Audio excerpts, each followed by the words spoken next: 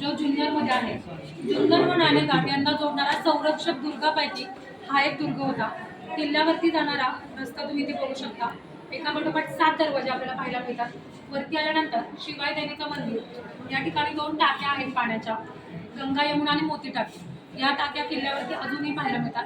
पूर्वी याच टाक्यांचा उपयोग आपले शिपाई स्वतःच्या पिण्याच्या पाण्यासाठी करत होते.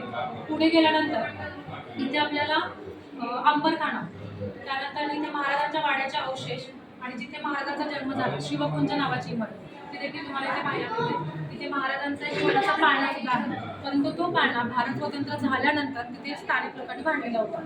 इथे आपल्याला एक तळ पाहायला मिळतं. या तळ्यामध्ये बदामी तलाव असं म्हटले गेले. त्याचा आकार जो आहे तो बदामासारखा आहे आणि त्याच्यामध्ये पाण्याची पातळी मोजण्यासाठी एक खांब होता पूर्वीपासून, तो अजूनही आहे. त्यामुळे पाण्याची पातळी मोजली जायची. पुढे आहे कडेलू, गुन्हेगारांना शिक्षा करण्याचं ठिकाण. तुम्ही आतापर्यंत टकमक टोक ऐकलं असेल, तर रायगडावरती आहे. इथे आहे कडेलू. वरती आल्यानंतर या ठिकाणी कोळी चौथरा, ईदगाह आणि कबर. आता सगळ्यांना प्रश्न पडतो की जर महाराजांचं जन्मस्थान आहे तर इथे ईदगाह कबर कशी पडले प्रश्न?